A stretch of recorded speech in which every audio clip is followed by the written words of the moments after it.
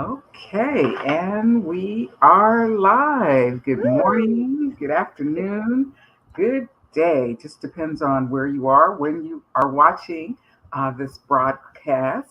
We want to welcome you to Lyonsview Realty Financial Fridays. My name is Clara Lyons-DeVaughn, and I am the broker owner of Lyonsview Realty. Our team provides residential, commercial for small businesses and nonprofits, and property management services. So we launched Financial Fridays to help you stay current on those trends that impact your bottom line. And our goal is to provide you with resources, information, and tips to assist you in making the best financial decisions. And our commitment is to help you maximize your wealth building power now and in the future. So I'm so glad that you tuned into the broadcast today. Welcome, welcome, welcome. Feel free to like and share this information with other people because we have a phenomenal guest today. And remember, our guests are always here as a resource to you. So if you have any questions, just put them in the chat and we will definitely get back to you with a response. Or if you have suggestions for other information that you'd like us to bring to you, you can type that in the chat as well. So I just want to talk a little bit about today's guest. I met her actually through another meeting. As you know, I'm also a member of the Southern New Jersey chapter of the National Association of Real Estate Brokers. And Miss Jeanette came and gave this presentation, and I was totally wowed by her. Uh, and wowed by the information because sometimes you don't know what you don't know. And it's knowing those little things that make a difference in the decisions that we make moving forward. So, without further ado, I would like to introduce Miss Susan. And did I pronounce Hello. your last name correctly? You Or know what? No one can pronounce my last name correctly. I don't even know if I'm pronouncing it correctly. It's Janet, but Janet? I'm still waiting for a last name. If you find one for me, I appreciate it.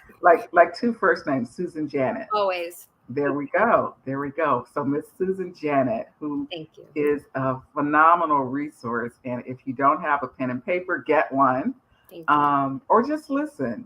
Just it's going to be a wealth of information today. But I'm going to let Susan talk a little bit about herself. She's got some slides for us, and we're kind of going to go back and forth. But Susan, just share a little bit about who you are, because I know you're serious into dog rescue. Oh my God. I'm sitting here thinking when you said, "Who am I?" Well, which hat would I put on to say who I am? I'm three things, Okay. among other things. And I don't even have being a mother in that category, but I am an animal rescuer. I have my own nonprofit 501c3, very compassionate, all foster, family owned rescue in northern New Jersey. We save about 400 lives a year. In fact, we have over 20 dogs and puppies arriving on Friday, tomorrow, that were saved from definite euthanasia due to overcrowding. So those are 20 plus souls that are going to live because of us.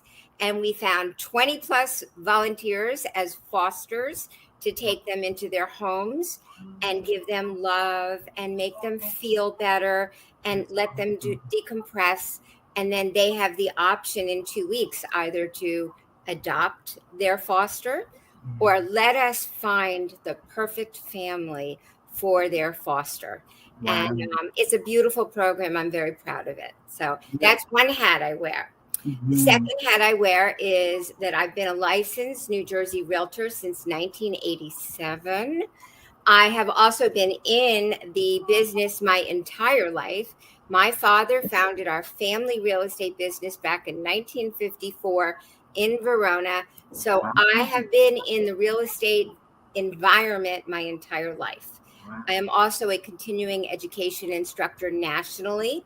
I travel the country and I teach about oil heat, which brings us to my third hat that I wear, and that is I'm an oil heat specialist.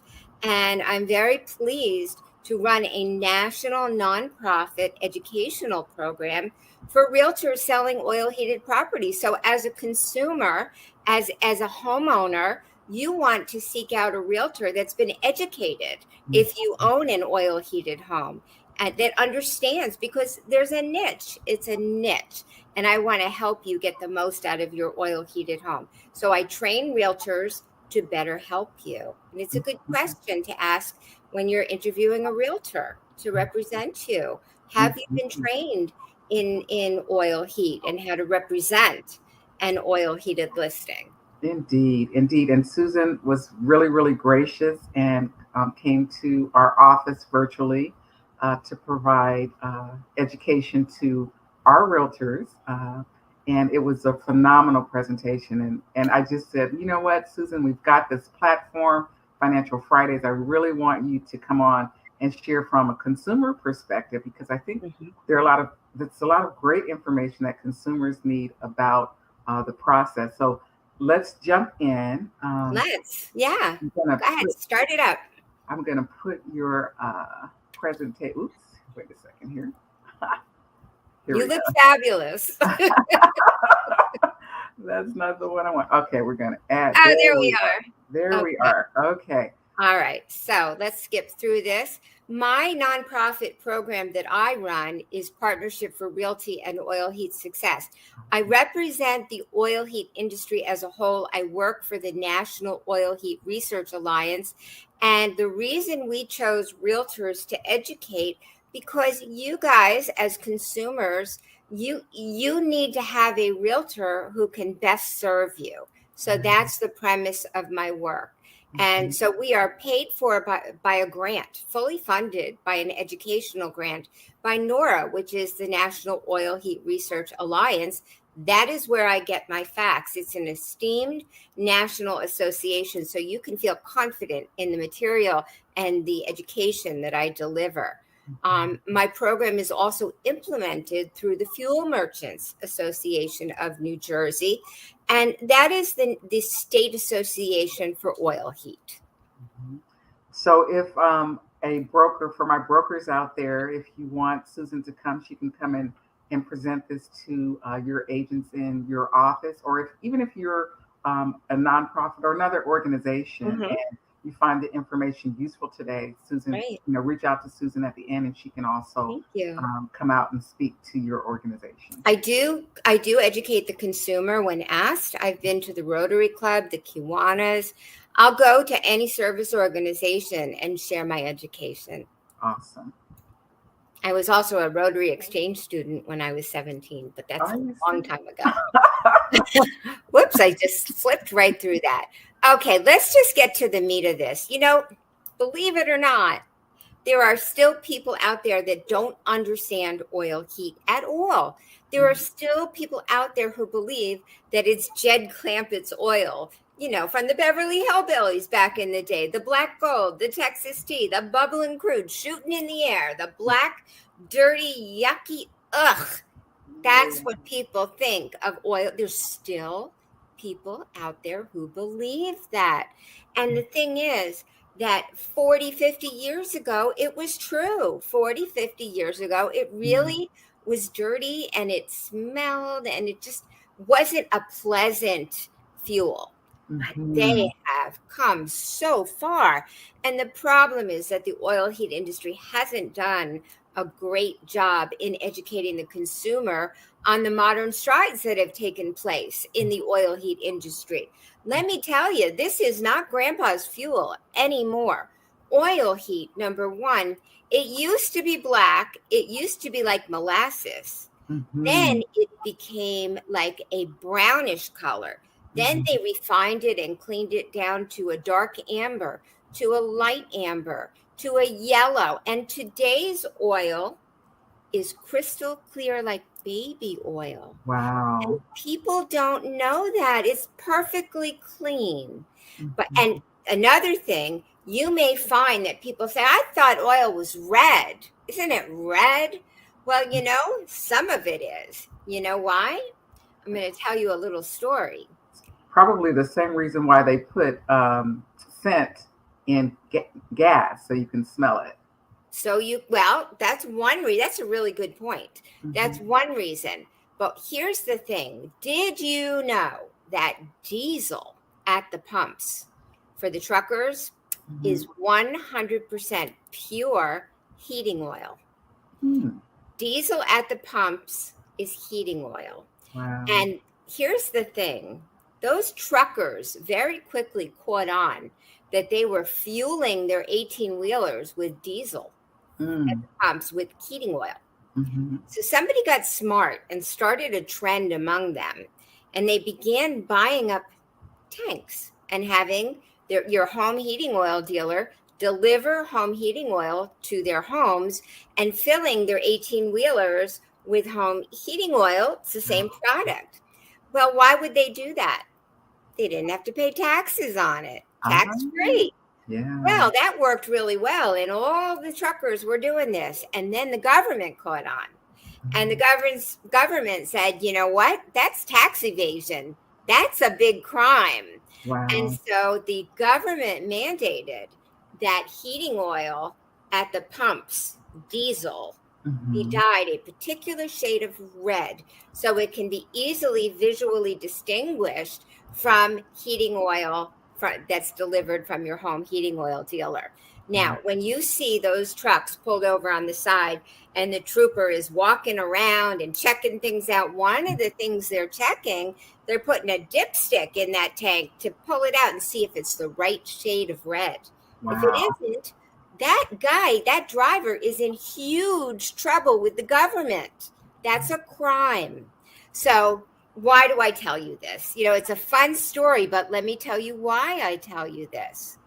With heating oil, you never have to worry about running out. Because, Mm. guys, I don't know if you know this, if you own an oil heated home out there, if you're low and you don't want to pay a premium delivery because it's a holiday or a weekend, and you don't want to, wait until Tuesday to get your normal fill, just go down to the gas station and get a 5-gallon tank, fill it with diesel, with red diesel, put it in your tank, and it'll hold you over until you can get a Get that normally next delivery. scheduled delivery. That's Wow. really important to know because Yeah. most people don't know this. So Yeah. you always have control, always. It, it's really oh, it's really it's really interesting because we've got this whole escalation Mhm. of prices of heating fuel, Yeah. and you know there are a lot of homes that are that have oil based heating systems, and so in my line of work, for consumers, they have the choice between a home that is oil, it has an oil tank, and one oil heating, and one that doesn't, that has Mhm. gas. A lot of times they'll go for gas, and I'm like, it's all about kind of budgeting for Mhm. one. And you have to weigh the pros and cons of the pricing, but it's not the horrible thing. And I don't think, like speak to you talked about the elephant in the room. Yeah. It's well, cost, I would assume. Yeah, let's talk about the elephant in the room because as if oil heat didn't get a bad enough rap to begin with, we really have had to work hard to overcome the stigma that can come Mhm. along with owning an oil heated home. Yeah. Because of the misconceptions I talked about before. Now it's all over the news what's going on with prices. Prices are sky high all Mhm. over again. Yeah, they're And starting to come down a little bit, a little but bit. They're creeping. And yeah, that's they're not a creeping down a little surprise bit. to me at all. Not a surprise because Mhm. we've seen this before. Yeah. We saw this back in July 2008. Back Hmm. then, and if you think back now, whether you own an oil heated home or not, if you were driving a car back in July 2008, you'll remember gas prices shot sky high. They were up where we are now. And so did oil heat prices sky high. And it came over us in a flash. It came out of nowhere. It was unexpected.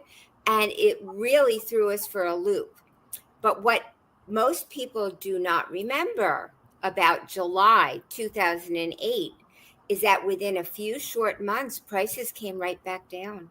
They came right down quickly to low normal, and they stayed low normal for 14 months. And during the pandemic, the prices were so low, they were almost asking you to please come fill your tank because they were running out of storage at how low prices were during the pandemic. Mm-hmm. And then what happened? And then the war in the Ukraine broke out. Yeah. And here it is. All of a sudden, prices shot all the way back up again. Yeah. And we're back in the same scenario. And it's interesting. It's a little bit of supply and demand. It's a little economics. The Mm-hmm. economics of it is that as countries are standing by the United States and standing by the Ukraine, countries in Europe are pulling back from getting their crude oil supply from Russia. The countries Okay. are one by one sanctioning Russia. And what they're doing is they're turning to us, to our suppliers, to get their supply. So that is putting a big weight on the United States supply. That's Gotcha. where economics come in. We're not getting our fuel from Russia, but the spill out from that is that other countries in Europe are coming to us and we are providing to them so that Russia doesn't get a penny of their money. That's what we're doing. But it also is speculators on Wall Street because unfortunately, crude oil is a commodity that's traded on Wall Street. And when the war broke out, what happens on Wall Street when a war breaks out? Frenzies, trading frenzies start happening, buying, buying, buying, buying. And this is what they do. They respond to major weather. They respond to a war. They respond to a new president. They respond to political things that happen in the world. And they responded to the Ukraine war. So that combined with Europe coming to us for fuel started affecting our ability to provide low priced oil. Prices started climbing and climbing, supply and demand, plus speculation. So it kept climbing and climbing. But when we look back in history, history tells us to hunker down and hold on because this will rebound. Just wait out the rebound. The last time, besides 2008, that we had a major oil crisis in our country, you have to go back all the way to the 70s. And during the 70s, there was a war going on in the Middle East, and we were foreign dependent. We were getting our fuel, our crude oil from the Middle East, and they were holding our oil heat hostage. They wouldn't sell it to us. So the United States had no choice but to go on a mandatory rationing system of gasoline. I remember that. I remember you had your day of the week that you had to go That's to right. get gas, depending on your license plate number or some arbitrary thing. And that it was, and the lines were amazing. They were like Miles. You it would. was crazy. I got my license in the 70s, in the late 70s, but I do remember sitting in the car and waiting for hours and hours just to fill up. And by the time you got there, sometimes they come out with that cardboard sign saying no gas, right? And some very upset people. It was awful. That corrected itself. Yeah. So those are the only two instances besides today with the Ukraine war where oil heat has been a challenge like that, where we have had a price challenge, a supply challenge. So, you know, the industry has been working since 2008 when it shot up. They said, you know, we have to be really careful about this because what's hurting us is if we have to sell all of our supplies to other countries, and if we end up not being so foreign independent down the road, are we going to have to turn to some of those other resources for our fuel? So the industry began some scientific research on something called BioHeat. It began back then in 2008, and it's been going on for a very long time. BioHeat is an all plant-based, renewable, biodegradable, homegrown heating oil alternative. Yes. That's what we're looking at. We're looking at a product that we can create here in our own country. Our farmers can grow sunflowers, soybeans. We can harvest algae, and we can take the recycled cooking oil from the diners and the restaurants. We don't need to throw it out. We can clean it, and we can break it down into a very fine particulate, and we can blend all of this together with our current oil heat supply and increase our oil heat supply. So how did we know this would work, though? People were afraid.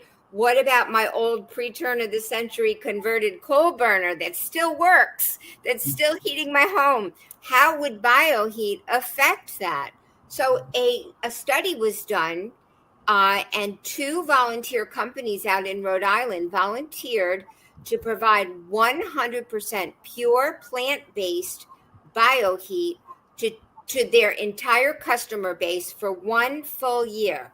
2 independent companies. Okay. At the end, they submitted their results to Congress, and the results showed less middle of the night breakdown calls, less maintenance calls, less problems with systems, that they discovered that this all natural plant-based heating oil alternative was actually good for these systems. So it became a go, and it was approved to begin processing, and it will lead us towards 100% foreign independence.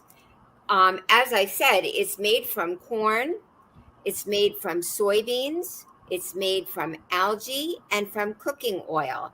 And they have since added a new component into this. They have now begun adding melted down, discarded animal fat. The animal fat that the butcher is cutting off and throwing in the garbage is fuel. So they're taking that garbage, melting it down and refining it, and that is also part of this all natural BioHeat that we're looking at. And Go ahead. I was going to say, it's before you said the animal fat, I was like, there's this whole correlation I was thinking about the human body as well. So I don't know if you recall, but I'm plant-based, right? Yes. And so, if you look at the analogy of the human system, and how we fuel ourselves, and the analogy of how we fuel our homes and how we fuel our cars, and what's, the trend of the future, the trend is really moving towards being in a plant-based system, because everything that we need is naturally available to us to survive, right? Right. And so, even adding in the meat-based fat, if you don't have to kill them, I guess. I mean, everything they're is going to be killed. essentially. They're not going to kill them for their fat. These Okay. are mandated that it's only slaughtered animals that are used for food. Okay. Because the premise, now I'm an animal rescuer, I'm an animal person, and I have trouble with any kind of slaughtering of any animal. But the premise being that if you are going to slaughter an animal for food, then you should use all of it, right? You shouldn't throw that fat away, because now that's sacrilegious to throw the fat away.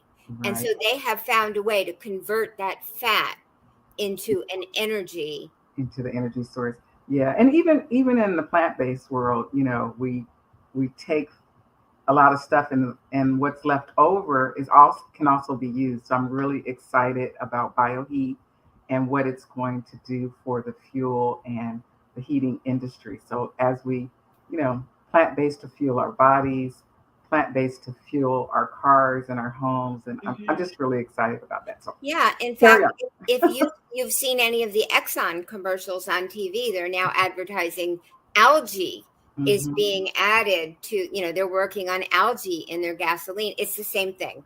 It's the same process. Awesome. So yes, we are moving forward. One of the components that we left off in this recipe was corn, because corn is so edible. Corn is a staple on every family's dinner table. Corn is a staple for feeding our livestock, feeding our animals. And so it was decided that corn would not meet the requirements of this program to go all natural, plant-based, and to be sustainable. We don't want to take away from one food group and add to another process. Got So it. corn is left out of this. Got it. And we are in the process right now of very gradually transitioning to this BioHeat. It has been approved by Congress. In 2023, dealers are permitted to use a 20% blend, 20/80 blend of BioHeat mixed in with their oil heat. By the year 2030, it is approved that the oil industry can begin doing 50/50.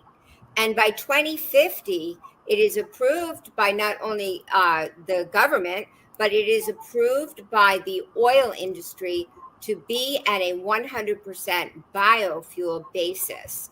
Now, Susan, is go this ahead. like all energy sources? Are there some companies that, like, how do we know which, if we go to a gas station, that this gas station is on track or not on track for Yeah, meeting guidelines? that's a really good question. And I've been a little frustrated with that myself. I have to assume there will be a database at some point of who provides what, because it's all elective, So I happen to know right now there are companies in New England that are providing to their customer base 50/50. There are companies that are providing 30%. It's up to them what they want to provide. And what we find that the companies that are more environmentally friendly are the ones that are going more towards the bigger blend. And I have to hope that there will be a database. In the meanwhile, you got to call and ask what's your BioHeat ratio. Gotcha. They call it a B10, that would be 10%. A B50 would be 50%. A B30 is 30%. Got So it. for right now, it's a matter of doing research. Down the road, hopefully, it will be all provided to you, just like there are websites you can go on to find the lowest price of oil in the community. So it's a service, correct? Awesome. So how is this going to affect our consumers down the line?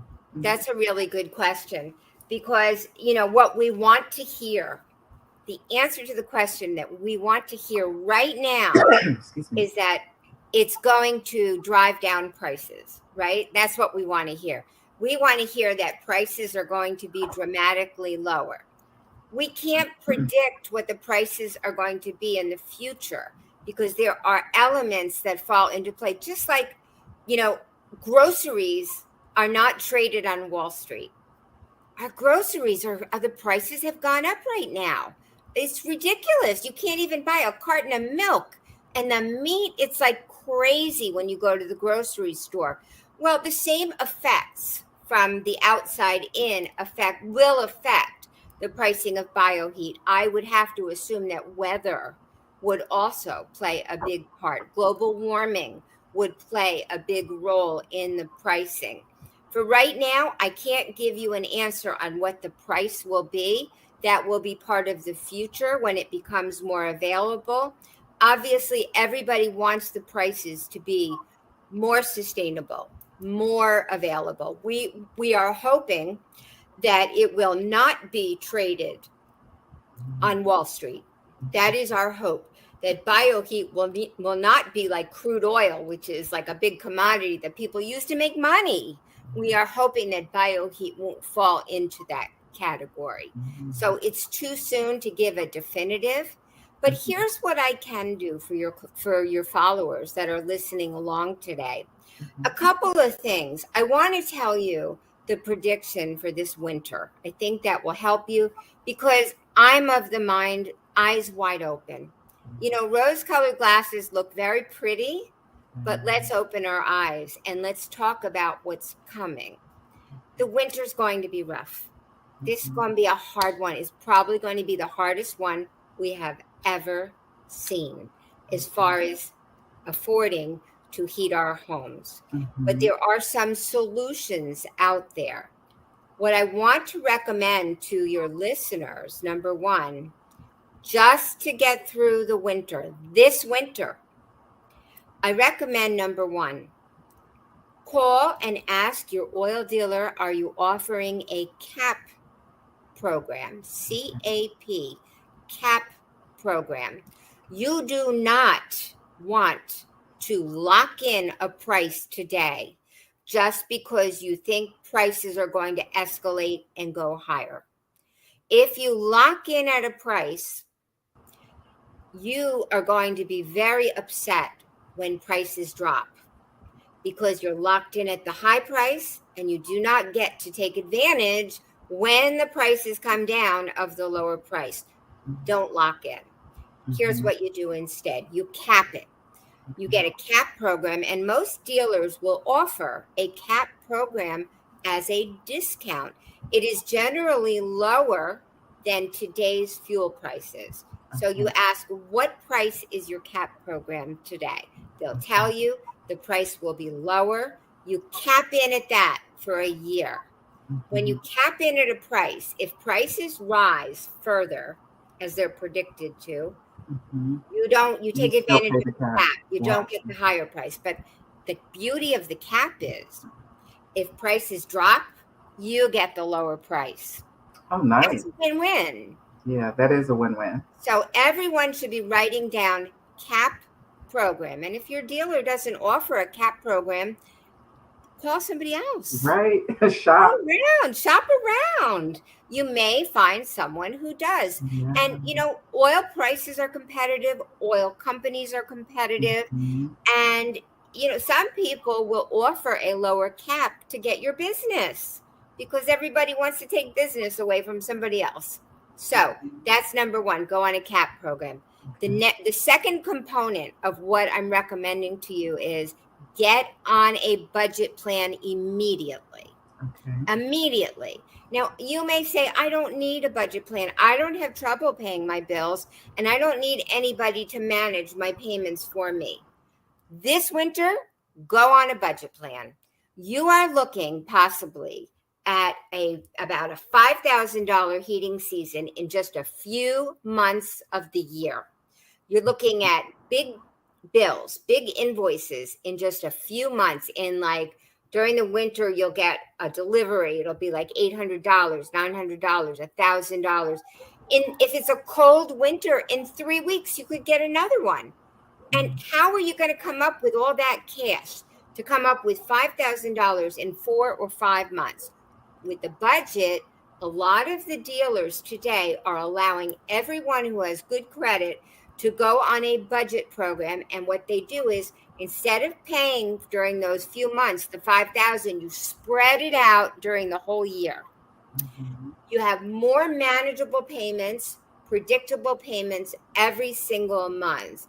It's just a tool to help you get through this winter. So instead of having a $1,000 payment, maybe you'll have a $450 payment during the month, and it's predictable, and you can budget for it. It's just something that all of the oil dealers collectively are encouraging their long-term clientele to do, just to help them get through this winter. Another thing, the third part of the plan is they're recommending you just go on automatic delivery. Just go on automatic delivery. Let the company just bring you oil. They're monitoring your usage. They know when you need it, and let them just bring it to you. You don't have to worry when you're going to get your next fill. You don't have to worry about running out.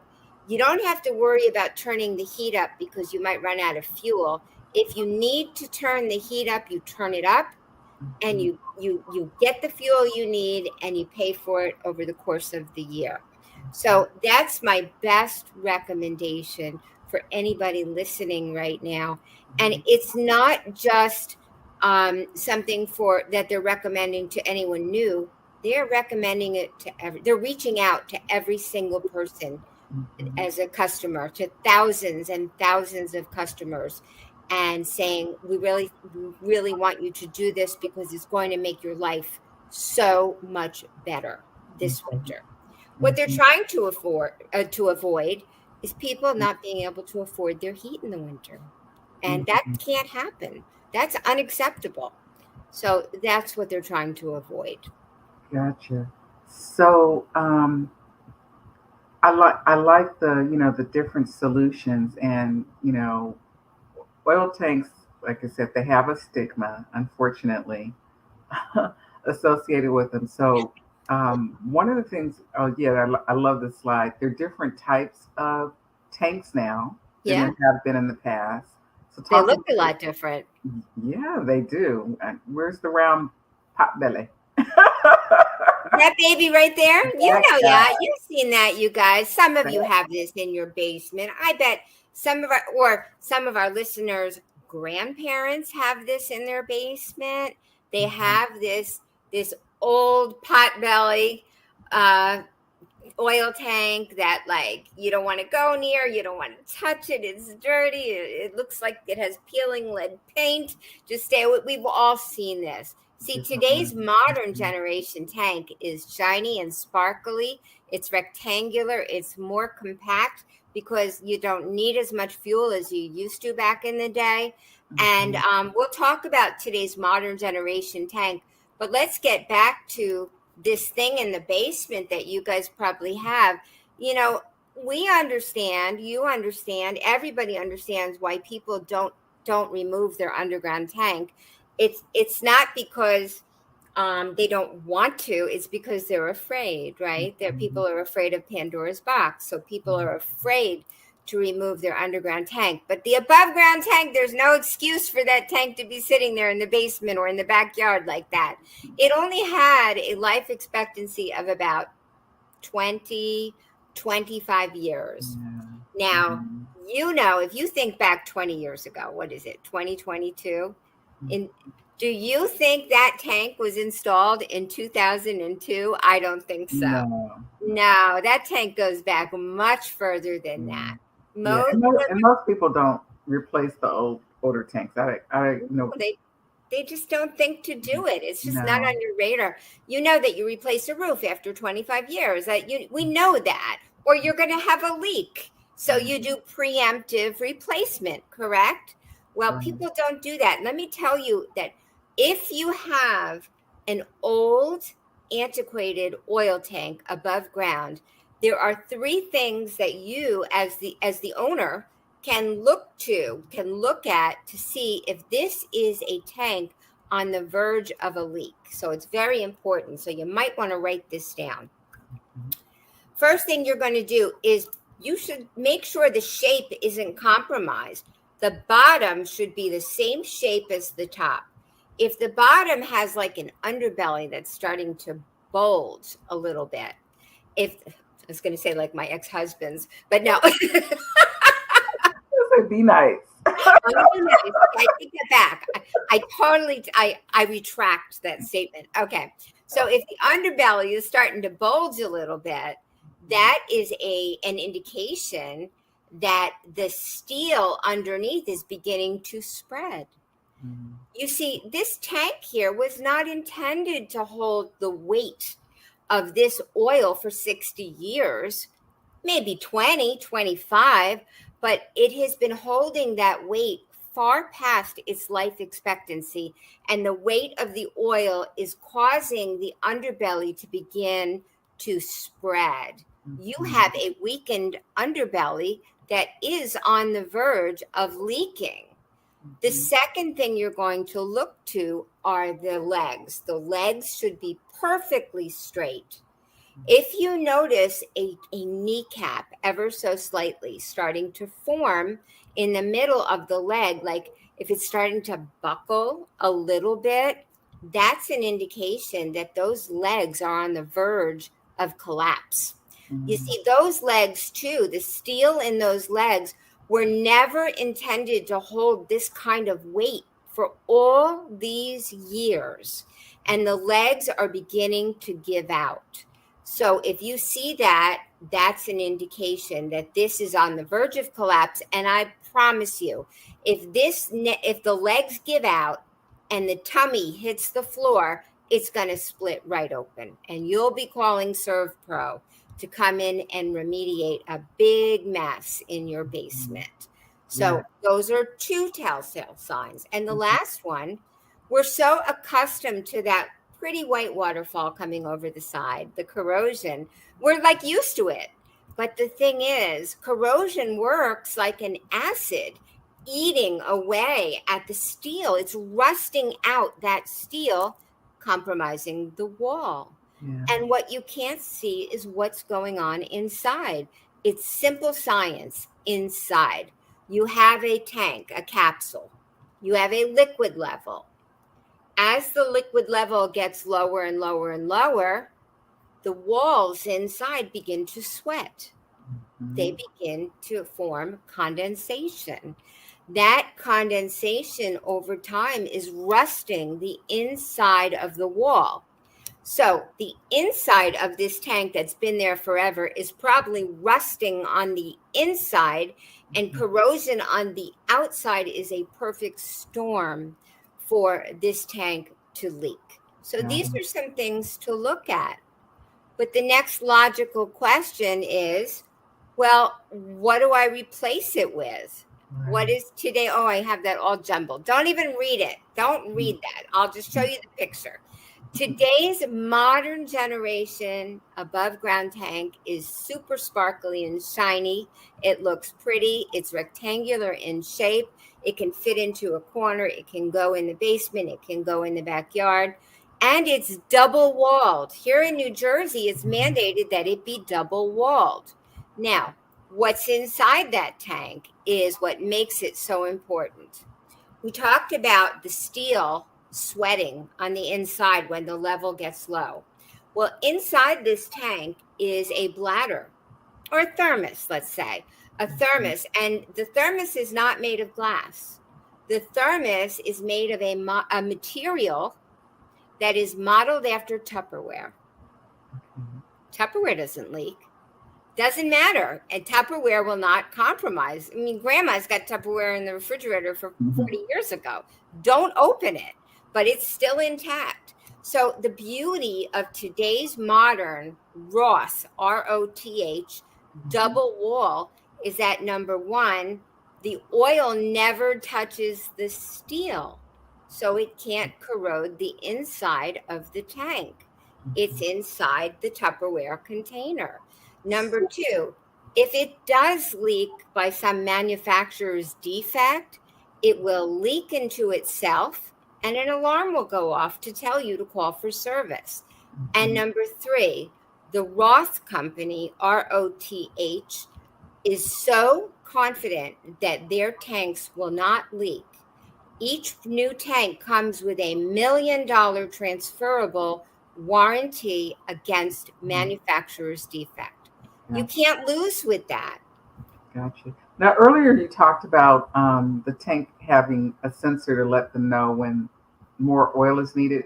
So these types of tanks have that type of sensor, because do the old tanks have sensors that tell the oil company? You're just kind of out of luck with the old tanks. Gotcha. So it's really important to keep up with times. And even though, we know to replace the roof, we know, how about this? We know that when the hot water heater is more than 10 years old, you replace it.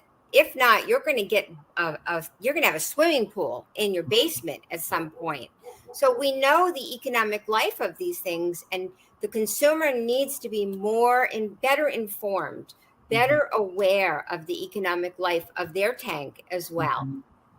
Indeed. Okay. Okay, good. Let me just go on. How's our timing? Am I going? Do you want me to wrap up here, or just give you one more thing? Well, yeah, we're at about 45 minutes. So. I think we gave enough information today. I really think we did. I'm going to throw in one last thing, and we'll call it a day. Here's what you can do to upgrade your energy efficiency. Okay. Get rid of that old system in the basement, the one from, from the 1800s. I'm kidding. Yeah. But, a lot of us have these old systems in the basement, and we don't replace them because they still work. Get rid of it. It's not going to cost you $10,000. For under $5,000, you can upgrade to an energy efficient system. And the day you do that, you can still reduce your heating costs by 40%. That will offset the rising prices. That's huge. So upgrade to a middle of the line, solid as a tank, Wheel McLean. Doesn't have to be 95% efficient. Make it 85% efficient for $4,800 installed. And you'll save 40% on your fuel bills, which means if you were using 1,300 gallons during the winter, that means this winter you'll only use 700 gallons. Wow. That's how you offset what's going on with prices right now. And it will pay for itself in 6 years in amortized savings. So you can save 40% with that. Every year, if you have a system and you're not tuning it up every year, you're making a mistake. Oil heated systems need to be tuned up once a year. You call for service, the guy comes out. That's why they last so long. And each time you have it serviced, it reduces your heating costs by 10% because a clean system uses less fuel to work. It doesn't have to work as hard. Mm-hmm. Install a programmable thermostat. Use smart heating. Don't leave the heat on high when you're not needing it. You will instantly save 10% in your energy costs by using a smart programmable thermostat. And lastly, go in the basement, lower that dial on your hot water heater. It is factory set at 140. Lower it to 120. You can save up to 5%. And I have just shown you, if you want to, you can reduce your energy bills this winter by 65%. So now that's how you do it. That's amazing. That is really, really good information, because I don't think people realize how little things can impact overall cost over time, and it adds up, it really, really makes a difference. It really, really adds up. And this is for, any type of heating system, but especially with an oil-based heating system. There was another thing that I did want you to share with our listeners. If you're in a situation, or if they find themselves in a situation where they do have a tank that they think has possibly leaked. Underground. An underground tank. Thank you. Yeah. That they think has possibly leaked. What are some resources that are available for them? Okay, I'm going to give you a website, and I'm going to recommend that your listeners write this down. This is a very important resource. The first thing you're going to do is go online to www.f as in fuel, M as in merchants, A as in association, NJ for New Jersey, .org. It's a .org organization. FMANJ.org. That is the Fuel Merchants Association of New Jersey. Enter your zip code, and a list of extremely reputable people will show up for you to call for help. Call one of the local members that shows up on that list. The people that are members of the Fuel Merchants Association go above and beyond. And those are the people that I feel confident recommending. Find a local dealer, call them up, ask to speak with a manager, ask to speak with an owner or a family member, because you need to have a real conversation. You don't want to just speak with customer service. You want more than that. And you tell them on the phone that you have just discovered a leak and you need help. That's number one. Number two, I want people to know that the most challenge with an underground tank, more than the fact that it's leaked, is getting that no further action letter. Mm-hmm. That no further action letter can take 6 months, 9 months. And you'll have this big pile of dirt on the front lawn, the side lawn, the back lawn, and that's maddening. But in New Jersey, see, the problem is that there was only one person who could write the no further action letter, and that person is in Trenton. So New Jersey decided to make it easier. So New Jersey says that if you hire a remediation company who has a geologist on staff, that geologist is authorized to write the no further action letter on the spot, which means the remediation work can be done. And then the geologist from that company can go and do what they do and write up the no further action letter. That will expedite things dramatically. Alternatively, if they don't have a geologist on staff, you can offer to drive the paperwork to Trenton yourself to make sure the guy in Trenton gets what they need. Now, there's something very important that I need to share, and that is that in the state of New Jersey, we have money for remediation reimbursement. We have the most money available in the entire country. That we have up to $500,000 available in remediation reimbursement to a qualified homeowner who has discovered a leak. I emphasize reimbursement. You will not get the money to pay for the leak. You'll have to work something out with the contractor, or call your parents, whatever you need to do. Maybe get a loan.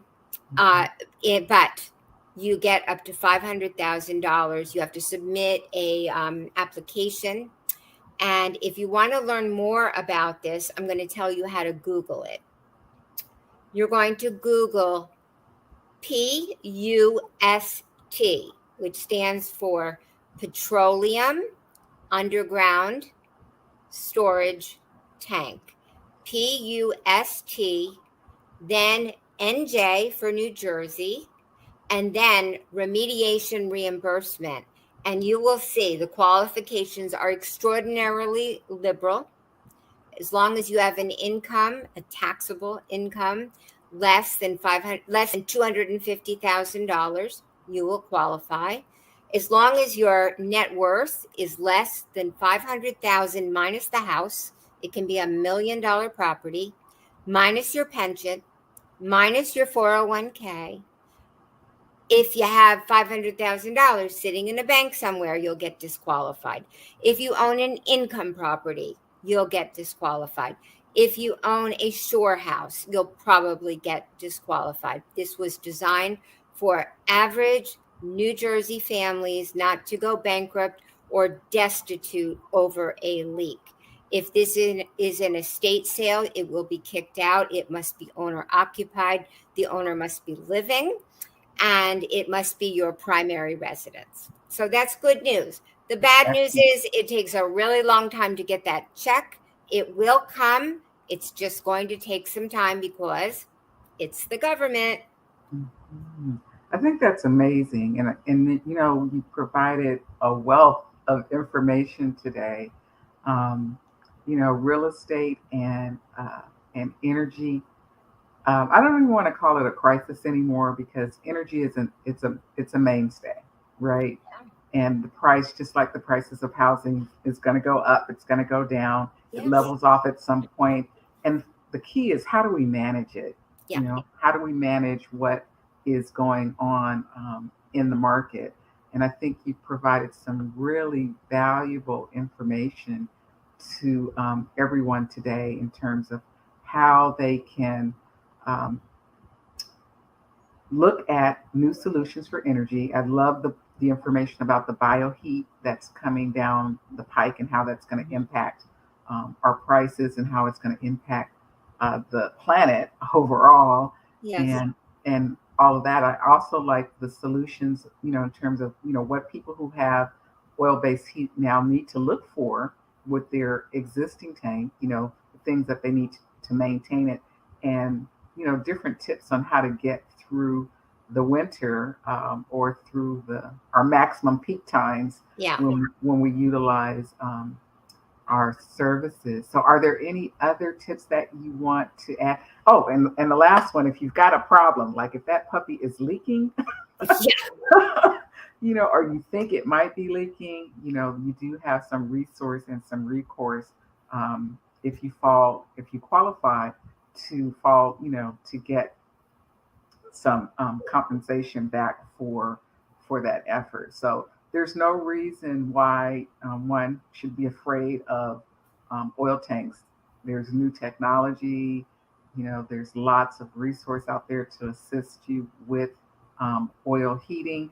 And don't pass up a great house because it has an oil tank in it. That's the answer right there. Yeah, There are solutions to all of this. And yeah. if you need further help, reach out to Clara. She knows how to reach me. I'm not going to put my phone number out there because um, I don't want to get a gazillion Bombarded. calls.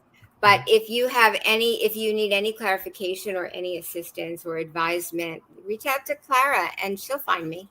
She'll find me for you.